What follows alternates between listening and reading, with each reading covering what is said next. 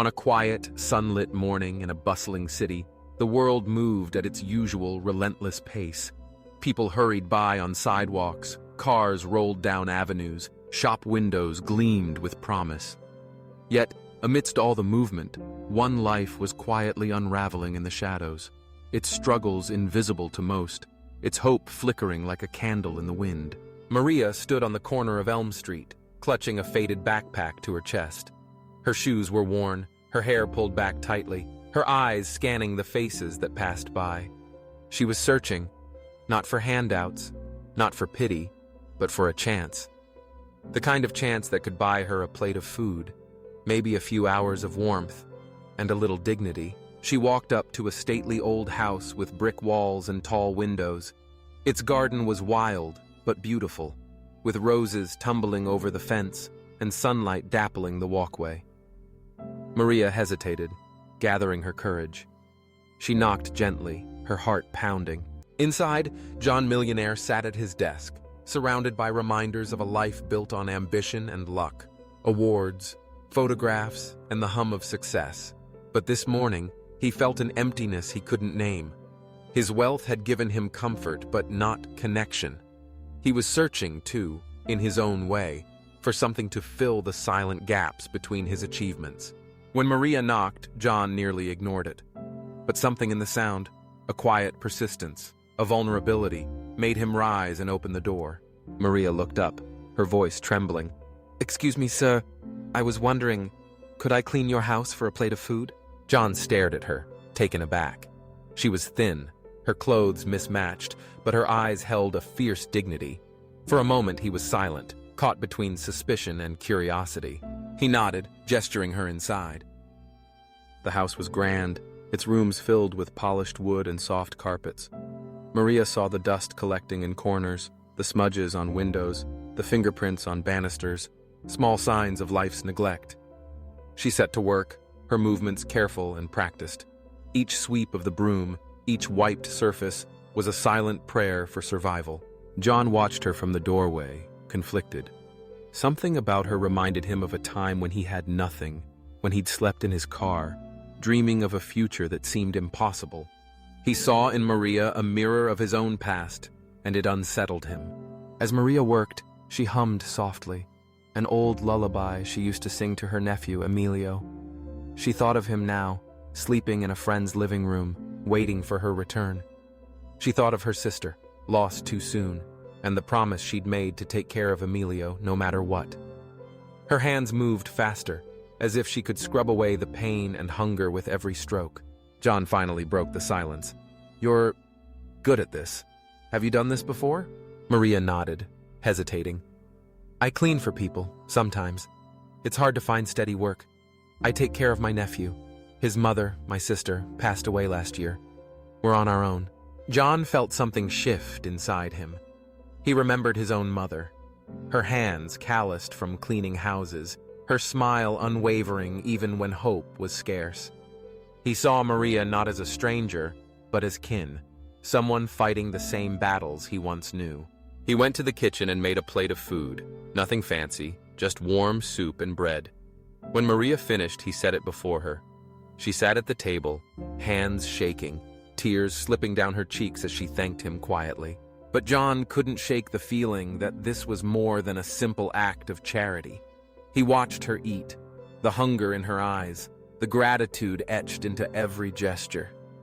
He thought about the fortune he'd built, the empty rooms in his house, the loneliness that echoed through his halls. When Maria finished, she rose to leave. "Thank you, sir. I'll come back tomorrow if you want." But John hesitated. "Wait," he said, voice soft but firm. "Why do you do this? Why not ask for help?" Maria looked at him, her chin lifted, her pride unbroken. "I don't want handouts. I want to earn what I get. I want my nephew to see that we don't give up, no matter how hard it gets." John felt an ache in his chest, a blend of admiration and sorrow. He saw in Maria the courage he once needed to survive. He understood, perhaps for the first time, that true wealth wasn't measured in money, but in resilience. He made a decision. "Maria," he said gently, "I have something I want to show you." He led her through the house, past rooms she'd cleaned, to a small alcove where sunlight spilled across the floor. He handed her a set of keys, the metal cool in her palm. She stared at him, bewildered. "I was looking for someone honest," John said, his voice trembling with emotion. "Someone who wouldn't just take what was given, but would earn it. You've shown me what strength looks like. This house, it's yours now. You and Emilio can stay here. No more cleaning for scraps. This is your home." Maria's knees buckled. She sank to the floor, sobbing.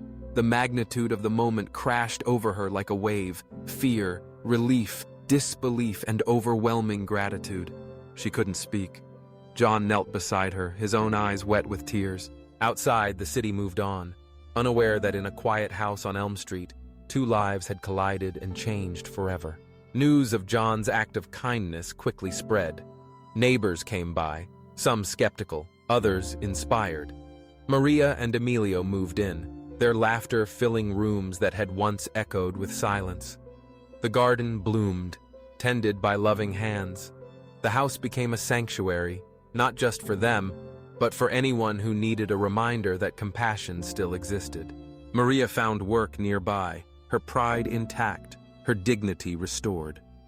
Emilio went to school, his smile growing brighter each day. John visited often, sharing meals and memories. The emptiness he once felt replaced by connection and purpose.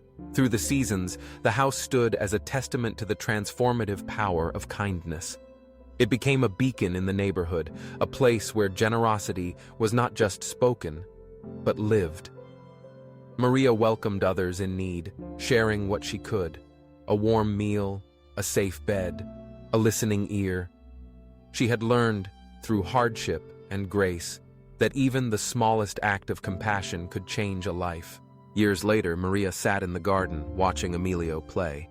She remembered the day she'd knocked on John's door, desperate and afraid. She remembered his frozen expression, the way he'd looked at her as if seeing himself. She remembered the keys in her hand, the promise of hope.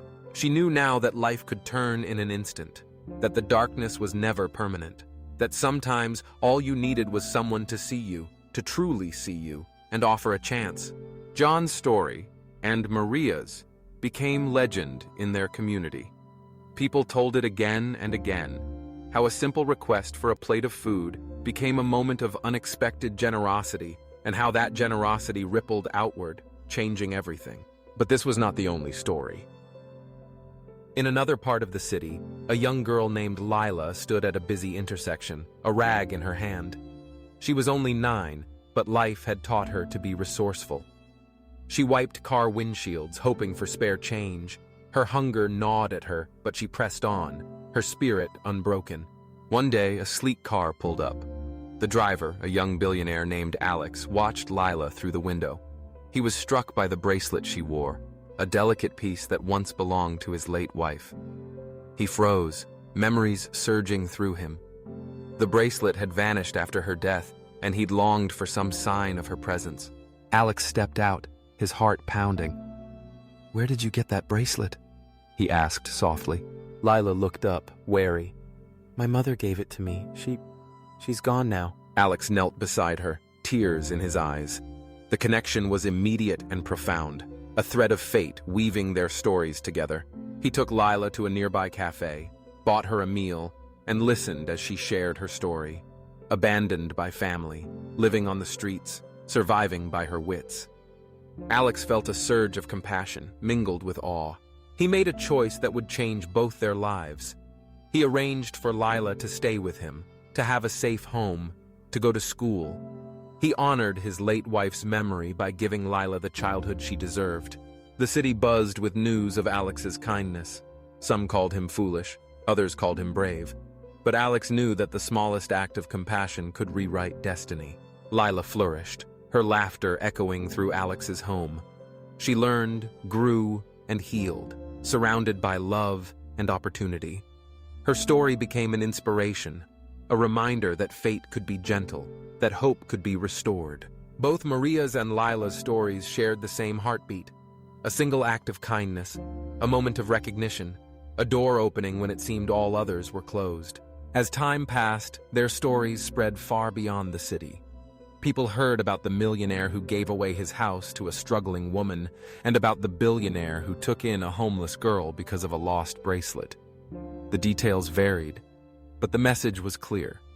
Compassion is not limited by circumstance. It is the thread that binds us all. In communities everywhere, people began to ask themselves, what would I do if someone knocked on my door, asking to clean for a plate of food? Would I see their dignity, their struggle, their hope? Would I freeze or would I act? Some chose to open their doors, to offer help, to listen. Some chose to share what they had, however little. And in those moments, lives changed. Walls crumbled. New stories began. Maria and Emilio thrived in their new home. Lila grew into a strong, confident young woman. John and Alex discovered that generosity did not diminish their wealth. It multiplied it in ways that could not be measured. The world kept moving, its pace relentless. But in small corners, in sunlit rooms, in quiet gardens, kindness bloomed. It was not always dramatic, not always public, but it was always powerful. And so, the lesson lingered. Sometimes the greatest gift you can give is not money or food, but recognition. To see someone struggle, to honor their dignity, to offer a chance. Compassion has the power to transform, to heal, to uplift. If you ever find yourself at a crossroads, when someone asks for help, when you see a need, remember Maria and Lila. Remember John and Alex. Remember that in every act of kindness, no matter how small, there is the potential for a miracle. It begins with a simple question. Can I clean your house for a plate of food? It ends with a life changed forever. If this story moved you, if it sparked reflection, or reminded you of your own journey, share your thoughts below. Tell us about a moment when kindness transformed your life. Let's keep the conversation alive and let compassion ripple outwards, touching hearts and changing destinies, one story at a time.